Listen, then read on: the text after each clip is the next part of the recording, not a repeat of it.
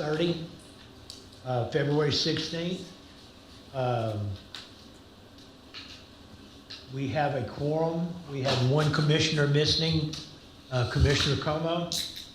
And that takes us to the introduction of agenda and format. Staff. Thank you, Chair. Good evening, everyone. First, tonight we will have a call to order, followed by a staff report. Then the applicant will make their presentation. Afterwards, the public comment will be open to share support or opposition to the request.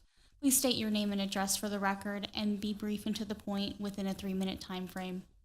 Then the commission and staff will have their discussion, and then the commission will vote to recommend approval as presented, approval with conditions, denial of the request, or to table the item. City Council's consideration of tonight's zone change will be on the Monday, March 16th, 2026 meeting. Tonight on the consent agenda, we have excused absences along with the minutes from the February 2nd, 2026 Planning and Zoning Commission meeting. And then on new business tonight, we have one zoning change request from general commercial to light industrial M1. And with that, I'll pass it back to you, Chair. Thank you. Thank you, Katja. All right, that takes us to the consent agenda. Anyone wishing to remove anything? All right, no. I'll entertain a motion in a second for approval of consent agenda. Commissioner Haskins, motion to approve. Commissioner Fuertes, second. All right, any discussion? Seeing no discussion, call for the vote. All those in favor, sign by raising your right arm. All those opposed, same sign. That's 6-0. All right, that takes us to items removed from consent agenda. There was none, which takes us on down to new business, consideration and possible action. Public hearing, a request by Ashley Montevallo, applicant, on behalf of John Oya. I'm sorry, I know I butchered that. Owner for approval of zone change for 13.256 acres of land from general commercial district to light industrial district, located at south of McCard Road, west of Macawa, Pearland, Texas. I'll entertain a motion in a second. Commissioner Fuertes will is making a motion to approve zone change number ZON 2025-0555. Commissioner Haskins, second. All right, thank you. So that takes us to staff report. Good evening, Commissioners. As was read into the record, tonight's request is to rezone a property from general commercial to M1 or light industrial. The applicant's intent is to rezone this property to allow for industrial development of the site. We posted it in accordance with our regulations and did not receive any written or phone calls for or against or any calls for additional information on this request. The property is zoned general commercial. The property to the south is zoned that M1 district, and then across McCard is more GC zoned property with R1 behind it, and then M1 to the east across Macawa Road. Surrounding uses are undeveloped. There's a gas station that has recently been developed here at the corner. Hickory Slough is along the south of the property here. And then there's a Pearland ISD maintenance facility, as well as some detention. This is detention over here, as well as this here. And then single-family residential that runs along the west side of this property. On the future land use map, this area is identified as public use. And then just as a notable configuration of this site, I've highlighted in purple the area which is in the floodway. The blue is the 100-year floodplain, and the yellow is the 500-year floodplain. So there is a substantial amount of flood area on this site. The history of this site is that it was annexed into the city in 1960, and it has not yet been platted. It is undeveloped at this time. As far as the criteria for a zone change request, the first is the comprehensive plan / future land use plan. In this case, the proposed M1 district is not consistent with that public use place type. Public use is intended for things like churches, schools, college campuses, libraries, fire stations, flood mitigation areas, so detention areas, etc. It does have frontage along both McCard and Makawa. So McCard is a major thoroughfare, as well as Makawa, the secondary thoroughfare to be widened. So it is in compliance with having frontage on these, and there's no conflict with the zone change for any of the frontages. If it would be approved, the proposed development would need to be compliant with the requirements of the UDC for the M1 district, as well as the Highway Corridor Overlay District, considering this is along McCard, which is a thoroughfare. And then the site does have access to water and sewer. The additional criteria, which are found in section 2214 of our Unified Development Code, again, the site is identified as that future land use map public use place type, which does not align with the M1 that is proposed tonight. And then the use permitted being, let me keep trying here, I'm sorry guys. The uses permitted by the proposed zoning and the applicable uses being appropriate to the immediate area and the land to be reclassified. In this case, this does partially meet the criteria, however, it does not partially meet the criteria. We have undeveloped land to the north in the general commercial, as well as the gas station across McCard Road to the north as well, and the Pearland ISD maintenance facility. Those uses may be something that would be compatible.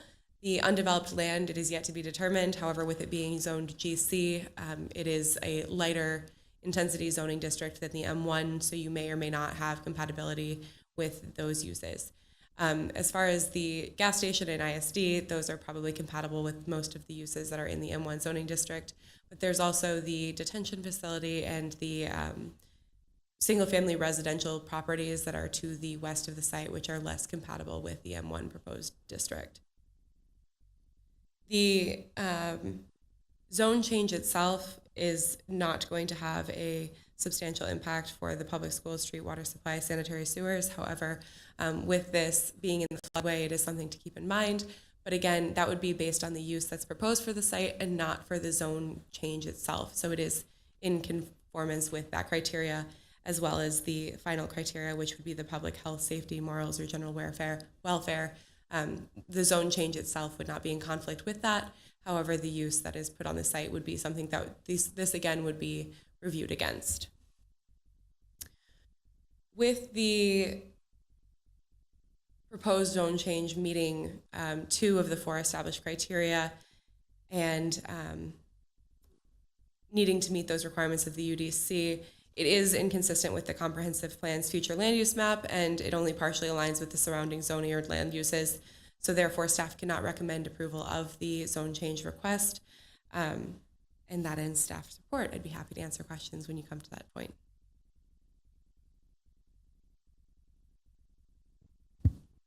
Thank you, Katie. Is the applicant present? You wish to make a presentation? Go to the back to the podium and state your name and address for the record.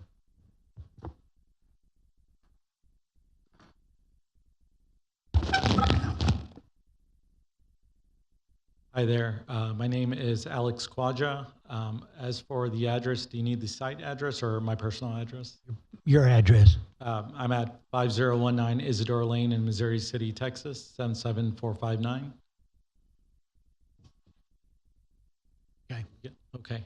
First and foremost, just want to thank the commissioners and staff for taking me on. I know I'm probably the only one on the agenda today, so I do appreciate your time today. This site has been, it's owned by our family for well over 10 or 11 years now. And originally when we had purchased it, our intent was to, make it into a shopping center with, a gas station on the southern side, because at that point, McCard Road wasn't even flanking the north side. We only had the eastern border of it. And, additionally, when the land was purchased, the majority of it was in the floodplain. I don't know. Can we move to the next page? Okay.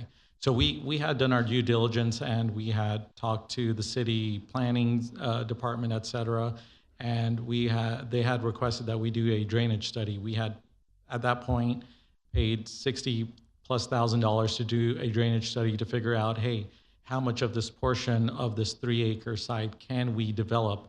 And we were told that it would be a little over an acre. So we went and did the engineering for a very nice, shopping center. It would have had a QSR, et cetera. If you go on to the next slide, this is with all the landscaping, et cetera, all that was there. I think I can't remember if there was a car wash or not on there, but, we were trying to do what we could have best done with the land. Had several meetings, and shortly after, I think this was, what date does that show down there? I can't see. 7/26 of 17. Okay, I think this was like right before Harvey, if I'm not mistaken. So when Harvey came in, obviously a lot of things changed for a lot of districts, for counties, towns, et cetera. And come January, we had kind of gone in and asked, hey, can we start development? And it's like, hey, we need to go back and redo this drainage study because of all the changes. And we're sitting there, twiddling our thumbs like, okay, we've already spent so much money, time on this project. Now we're having to go back. And then when we did finally go back and do that, the build line changed. So we were no longer able to, get this done. So the project, if you go back one page, I think this was submitted, I can't remember what date that was, 2018 maybe? But moving forward, if you see that build line, there's not much on there. So the next page will show you that there's like barely any area to be even utilized. Of course, then we find out that the city's bringing in Mechard Road on the northern side. So we're like, okay, given that the southern side around there, it's all industrial, we can probably put together an industrial land plan for logistics warehouse or whomever wants to come in there. And we had a couple meetings moving forward. And because it was zoned general commercial, we're like, okay, so we should be able to move forward with that. Now, one of the caveats of being zoned general commercial and trying to put in a warehouse, whether it's distribution or what have you, the minimum requirements for office space is 25%. So if you move on to the next slide, this was a meeting that we had. They were told that the office warehouse has to be 25% office and 75% warehouse use, and that is what would be permitted in the general commercial. Now, if I have a tenant that comes in that wants to utilize 50,000 square foot of warehouse space, am I going to sit there and tell them, well, 12,500 of this has to be an office space? That didn't make any sense to me, because I would be basically underutilizing the area unless I had multiple smaller tenants, which may or may not be an electrician comes out there, a home builder or something of that sort, that would actually be able to utilize 25% office space and 75% warehouse. But then that also means I'm having to build a lot more in terms of separation, smaller buildings, et cetera. So the area, if you move forward a slide, we'll go over this too. So this was the proposal. I had kind of shown in our last meetings that, hey, we would, given the land that we have there after mitigation, putting a detention out there, this is the only area that we would be usable. And it's, I think, a little over a couple acres out there. So the original land was 22 acres. The city came in and took a good portion of that on the northern side. And then, of course, Hickory Slough has a bunch of area that's taken up. So realistically, of the 20-something acres, we were left with just maybe an acre or two to develop. And even that, we're being told we have to just keep as general commercial instead of light industrial, which the southern tract already is, the surrounding areas already are. If we move to the next slide, you'll see that area in itself, that purple, I think this was from 2024 or so of the existing zoning. That's all light industrial over there.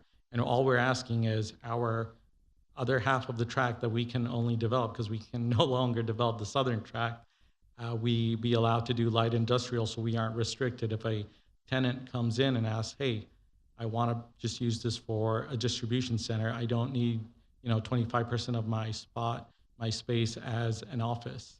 That's all we're asking here. So I would hope that the city and staff or the commissioners consider the request, and we will obviously do everything that is necessary to keep it up to code. And one other thing, y'all had mentioned that you wanted to use this as public use. There is a detention area. We had kind of thrown around the idea of maybe using that as a soccer field for public use, because realistically, there's nothing else that can be done with that area. So if, city wants us to donate the unused land over because we can't do anything, that's always something we would be in favor of. And that wraps up my comment. Okay, thank you. All right, that brings us to anyone wishing to speak for or against this project. Seeing no one moving in that direction, I'll ask one more time, anyone wishing to speak for or against this project? Seeing none, that'll open it up to commission. Commissioner Echols, you want to start it off?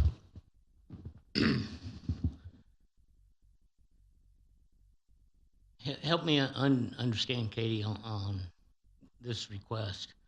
The property is adjacent to, even though it looks like it's still CG, but the property adjacent to it just west, you said was residential.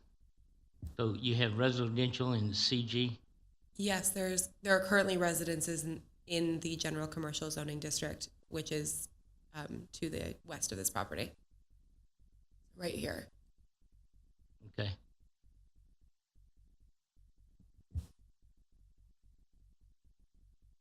Then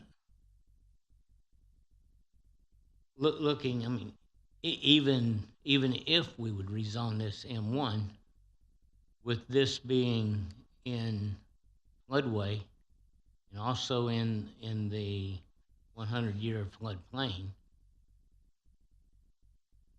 how much buildup will they have to do, even under general business or general commercial, that's not going to keep water from flowing onto the resident's property?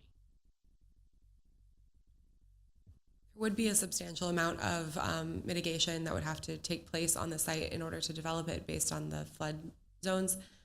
Francisco, I don't know if you can speak a little bit more detailed to it. If not, no, that's it's going to need quite a bit of fill to be brought up, and with it being in the floodway, it makes it very difficult to. It's challenging, right, to construct around it. We have coordinated with them with the engineer in the past to submit a drainage study. We had some comments back, haven't resubmitted yet. I'm not sure if they're also working with FEMA at the moment to obtain a CLOMAR, but all that to say, it is a challenging site to build on. It looks like whether or not we do a zone change or not, this parcel is going to have a difficult time being anything. It is with the floodway and the floodplain. Correct. So, okay. That answers those questions. I think the owner may need to seek out with FEMA another way of doing business. So thank you.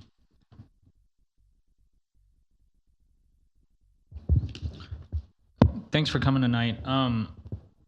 one of the pictures in the presentation shows where they're apparently building, which is outside of the floodway, but still in floodplain, and then significant cut for flood mitigation, to which you can even extend that further toward Macala if needed. But I mean, I think you're on the right track there. I think it's a great use of a piece of property that, I mean, if it was residential, no one would want to, couldn't get insurance or whatnot because you're in the floodplain there. So you got a shell across the street, light commercial south of you. I think it's a pretty good use.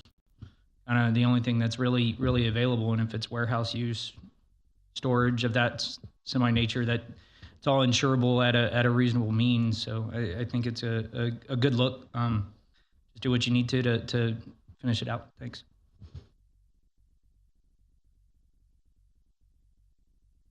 Okay, so my only concern is the residences that it back up to it, and it going to, what are all the potential uses for the M1?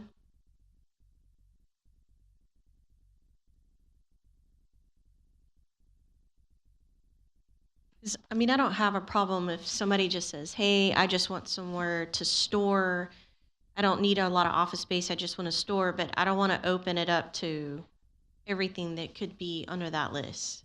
I'd rather it be more specific to someone who's actually going to build something there and they know what they're going to put there. Because we are backing up to people that live there. Member Haskins, if I can chime in, the current zoning is general commercial, and warehouse and distribution facility is a conditional use permit within the general commercial zoning district, and therefore with that you would be required to have a site plan, and a zoning change to the M1 district would not be necessary if the CUP was approved instead. Thank you. Okay, so what would be, if we change this, what would be the other possibilities? I think that's the main thing that I want to know. Can you redefine your statement of if we change this? If you change this from general commercial to M1, what would be the? I believe they would have to have a brand new application because we would need the site plan and potential stipulations related to the site plan. Katie's gonna bring it up. Yeah, it's light industrial. It's a pretty extensive list. I think is the direction you're going as far as uses. That could not be great next to residential, but I mean, it would be anything by right on this list. I don't know if you can zoom in a few more clicks or if those are on your screen. But right now their application is for light industrial currently. But Oh, are you asking to amend the request? no, I'm asking what's all potential uses in M1. Oh, yeah. So that's what Because, you're like, for example, I wouldn't be okay with putting something that's manufacturing or could cause contaminants to go, because they've got residential homes. But if it was like she said, if they came in for a cup for GC and it was specific to that use, I'd probably feel much more comfortable about that.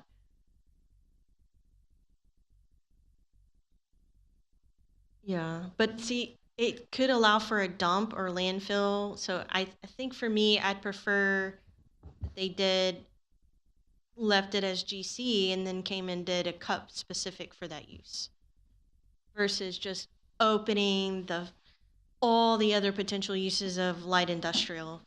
That'd be where I'd lie on that as far as recommendation. And I'm sorry to continue, Member Hendricks. And Ms. Luniger, they would need a new application to start the conditional use permit process if that was the suggestion by this body. Yes, you would not be able to grant a conditional use permit tonight. That would be starting a separate application process. That's it for me. In that same vein, would it be more advantageous to the city and also to the applicant, or to the applicant for a PD request, which would grant him the variances he needs that he's mentioned, that would be troublesome for a warehouse to maintain that 25%, or could we do that in a CUP? I don't know if you get a variance from the rules at that point. So a use variance would not be something that could be permitted. So they would need to meet the requirements of the use for the zoning district if they were to go for the CUP. For a planned development, I don't know that I could fully speak to the benefit of using it as a planned development, because a planned development, the intent behind them is to kind of have a give and take. So ensure a higher quality design than that which could be done through straight zoning. If this could be done as a warehouse distribution facility, as a CUP, straight zoned, I would need additional information about what would be offered, what, increased buffers, increased design standard, increased something that they would be offering in order to make that, rather than just using the PD as a alternate for a use variance type, a single use specific PD, which does not exceed the expectations of our Unified Development Code. Sure. Thank you for that. That makes a lot of sense. On the one hand, I don't have an issue with this because it's a corridor overlay district, so we're going to have higher standards. It's going to be a nice looking building and has to be maintained as such.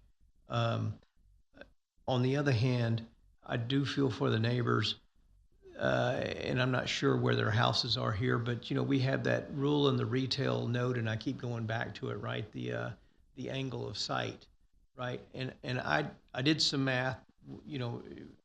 My homework included the math of the site plan itself, and it seemed to me that these were single-story buildings because the square footage, if you looked at the length and the width and multiplied them, it was exactly that. So I thought, well, no sense in bringing up the site. The renditions I saw today, those were not single-story looking buildings. Those were multi-story. Height-wise, even though they may be single-story because you've got a warehouse-type bay, et cetera, et cetera. So that line of sight I'm a little concerned with. I say that only to say those parcels that are adjacent to this parcel, the single-family parcels, are pretty darn long and narrow. So I would imagine the homes seem to be buffered with trees, and seem to be pretty far from the borderline. So my concern with that site needing that guideline isn't as great as prior. Plus, there's not going to be somebody on the second or third story overlooking this. It's a warehouse use. But from a building standpoint, I'm not as concerned because it's going to need to be it's going to need to meet the overlay district, and if we have the rules and the stringent guidelines, should we trust them or should we not? And secondly, manufacturing, it's adjacent to multiple manufacturing sites, or not manufacturing sites, manufacturing zoning to the east and to the south. And there's a big road on the north side, so I guess I'm not having as much heartburn as some of my other commissioners. But it does, this one, when I looked at it this weekend, and I had a conversation already with staff about this, this is public use in our, future land use map. And I guess being part of the process, we glossed over some of this stuff. We didn't look, and we're told not to look parcel by parcel. But this is one of those to me that really could go either way. My goodness, you have traditional residential to the north, public use to the west, manufacturing to the south and to the east. So which should this piece or parcel be? For me, those houses there don't make it public use. I think, though, the intent was it's public use because of the floodway there and the drainage needed for some of the road improvements. It was thought it could be a detention facility or a use for detention, so that's why it was public use. But I was going to ask, before I heard that, I was going to ask that, you know, at some point this year, maybe we utilize the P&Z commissioners and have us look at, instead of paying a consultant, but have us look at the FLUM instead of FLUP. Maybe us look at it and go zone by zone in the city and kind of pick out some parcels where this doesn't happen. That was just a thought. The other thing I thought of, and I think Mr. Francisco leaned upon it, with that roadway in there, it reminds me of Massey, some of the problems that they're having in Massey Ranch or Massey Oaks, that there's a section just south of County Road 100 that has some floodway in it, but with the road construction and with the deepening of the channels, it really should be gone.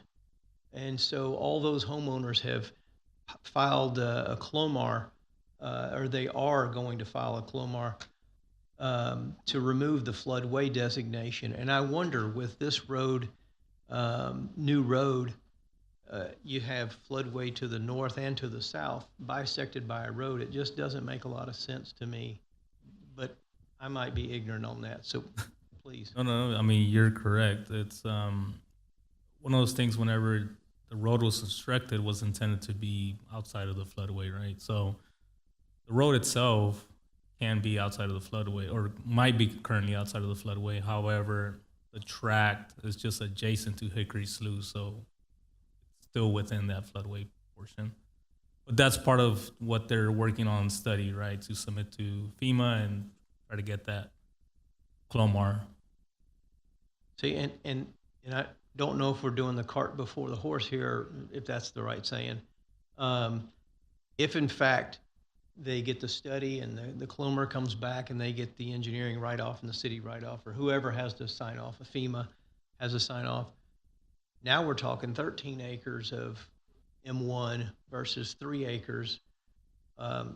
So my empathy for wanting to vote yes, because you've been constricted and, you know, you pretty much have handcuffs on you at this point,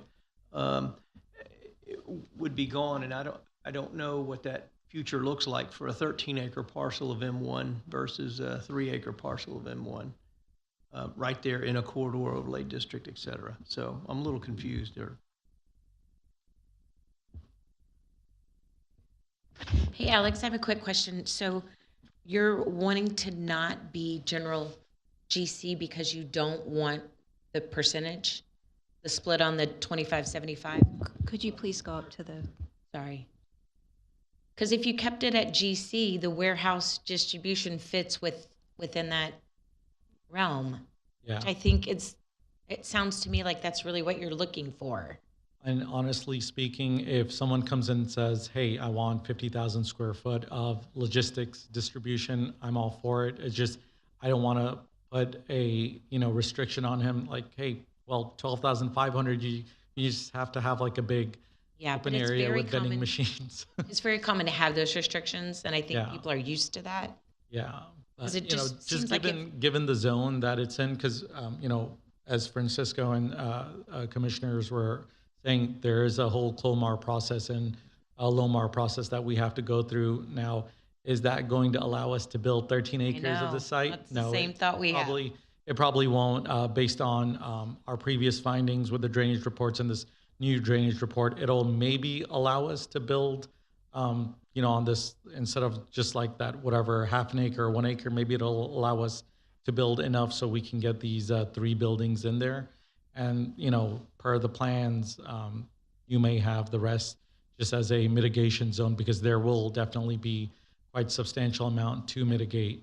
But it has to come from the site, right? Like, we can't bring in outside dirt for mitigation. Now, if you were to tell me the southern portion, that 3 acres, I can go and, build my warehouses down there and not be restricted, because if someone comes in and says, hey, I want to go put in an auto shop or, manufacturing facility for, I don't know, beauty chemicals or something. I'm not sure, I just don't want to restrict the tenants that come in there to, hey, this is the only thing you can do. And by the way, we will have to go to the city to get this approval. So what happens if, we find someone and we don't get that approval? I think that was the only caveat in me requesting the M1, where I'm not putting the handcuffs on them and restricting them. And to the public use, I do understand that, there are residences out there, but I think right now this is a heavily wooded area. So when this does get developed, that wooded area would just kind of stay wooded as that buffer, whatever the 25 or 50 foot zone that is between the two areas. And then, hopefully it's just logistics out there. But again, that's something me as a developer, I don't want to restrict, because then that restricts whoever comes in. And the last thing I want to do is build something hoping it'll be logistics versus, a user that comes in requesting a certain use. So hope that answers the question. It did. Thank you. Yeah, hang on. Are you through? Okay. One of the things you was talking about building warehouses, and then you just said that you're not sure about doing, if you get a tenant. So if a tenant wanted to come in there, and would you build to that tenant's, to his needs? So we're going to market it with the current land plan to see if there are users, because the last thing I want to do is build, $5 million worth of warehouses with no users out there. So right now we're working with a industrial real estate agent to see what would be the best use. And originally we had smaller, office warehouses out there, and his comment was, well, we're seeing these larger units out there, and then if you needed to subdivide, you can definitely do that. But a lot of these guys right now, they're going for storage, they're going for distribution. But there is a lot. He looked at the area and he said there are some manufacturing facilities out there. So if someone comes in and says, hey, I want to manufacture, you don't want to be restricted. So yeah, we'll market it as is, but if someone comes in and says, hey, we want to come in and not do these 3 units, we want to just do one large unit, then, we'll say, okay, but it all has to be, of course, approved by the council and commissioners. Okay. Maybe I'm hearing it wrong, but what I'm hearing is you don't have a specific plan. So this would be one of those things where, as they say, you zone the dirt. After we've zoned it, he could actually come in there and put anything that he wanted to within. Of course, he could anyway. Once we change the zone, he can build anything on that list. Within the M1, are you referring to? Well, I mean, he could. Pardon? What'd you say? Sorry, I'm just clarifying. So within the M1, so if it hypothetically, if it gets changed to M1, we would be able to. Yeah, there's stuff you can put in there by right. I've got a little bit of heartburn because if you go across the bridge over there, Mm-hmm. we've got a couple of projects working over there that are going to be the same thing, except they're a lot bigger. I don't. Yeah, we're just trying to get the best use case, after the past 11 years, because originally we would have just put a shopping center C-store on the south, but we were told we couldn't do that. And now, after we met, at a certain point, the store across the street had already submitted their application. So we were told, well, no, you can't build it anymore because there's already one coming across the street. So at this point, we're like, okay, well, what do? We can't put apartments there. You can't put a shopping center there because there's just not enough density. So logically, I think the only thing we could potentially use would be warehouse space. Storage, I mean, if All right. that's something, yeah. Okay, Tommy, you got something else? Okay, on the future use, I see this property as public use. On the zone today, the single-family dwellings, it looks like that is still zone GC, but yet they have the right of the R1. Is that what I'm seeing? I mean, They are currently general commercial zoned properties that have existing non-conforming uses on them. However, those existing non-conformities were built likely before this. I unfortunately don't have the date of each one of those houses that was built. However, they can continue in perpetuity until they change it. So if one of those residences decides to come in, tear their house down, and then come and talk to us and say, hey, can I build another house here? They would need to comply with the regulations of the zoning district or have a rezone approved prior to a residential district prior to being able to rebuild a house in that location. So they are existing houses that may continue to exist, and any development that happens around them is still, it's a residential zoning district or residential use is how our code language reads for things like buffers and protection of those property residents, to ensure that people who are currently living somewhere are not ousted because of development taking place. Okay. I think I understand. What I don't understand is that if this body changes it over and it's approved through council to go to M1, some of the uses by right of M1 could have effect upon the single-family dwellings. And now here we would be giving them the okay of a zone change, then by right putting in manufacturing that will affect the residents, especially if it's a 24-hour operation manufacturing with noise and everything else that could happen. So that kind of convolutes it in some sense to me, for us to zone something M1 right next to a residential that actually is not even zone residential, but we have to appreciate and respect their residencies. So that that puts us between rock and hard place, puts us behind the 8 ball. I'm good. Quick question for the commissioners.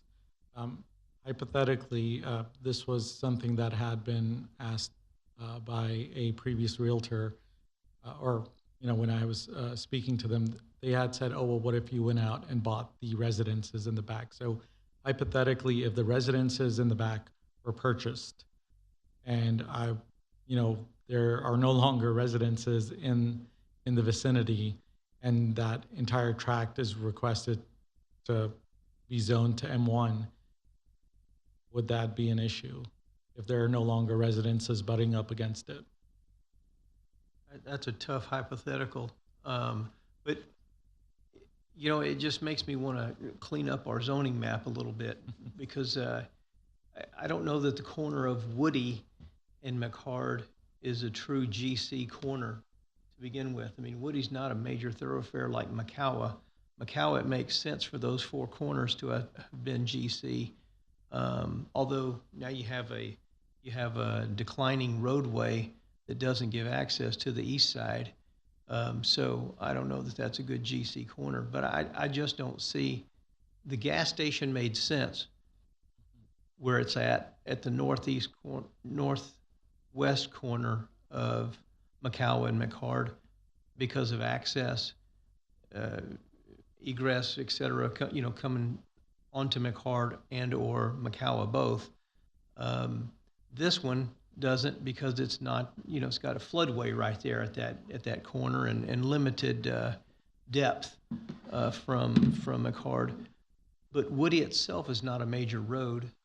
We had resistance with a gas station down the street on McHard, the brand new road. We had resistance from council turned it down.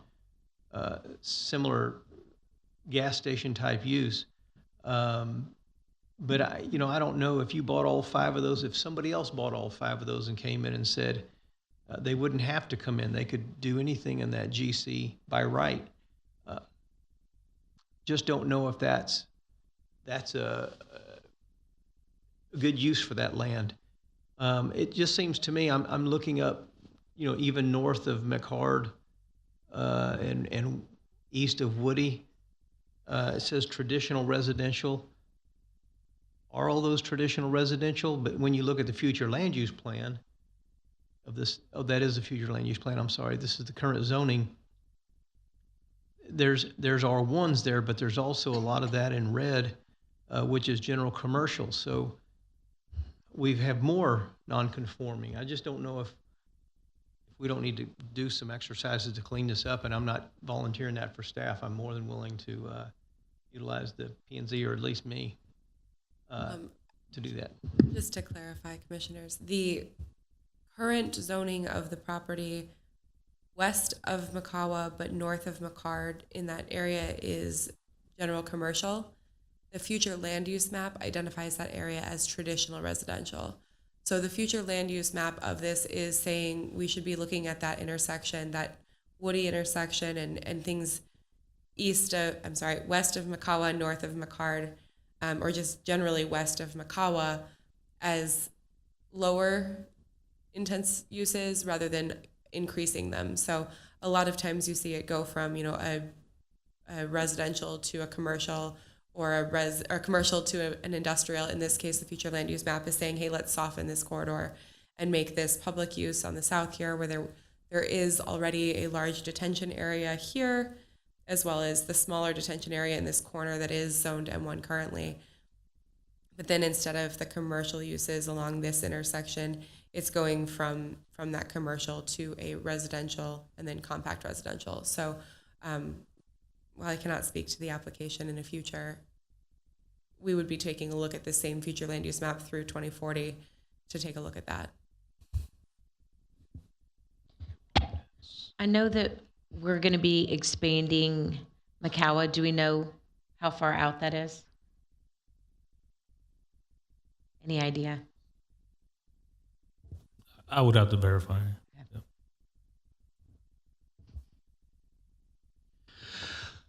Okay, let's call for the vote. All those in favor, sign by raising your right hand. Wait, what? I guess I was still under the impression that we might recommend a CUP or a PD or something to that effect. Do we not want to make any of those into consideration?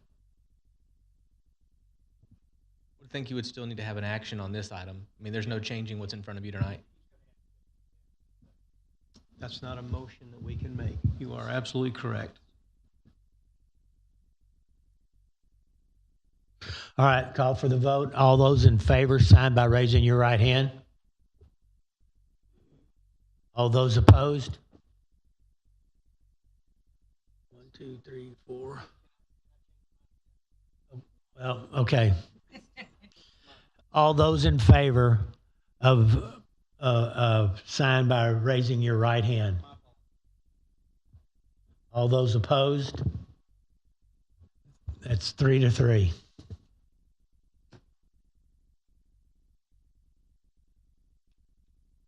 Its motion fails, correct? All right.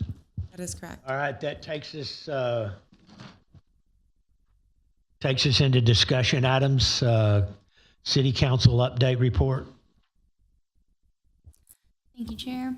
We had council on the 9th of February, and it was the second reading of ordinance number UDC 2000T-41 for the revisions to the definition of family in the addition of the short-term rental.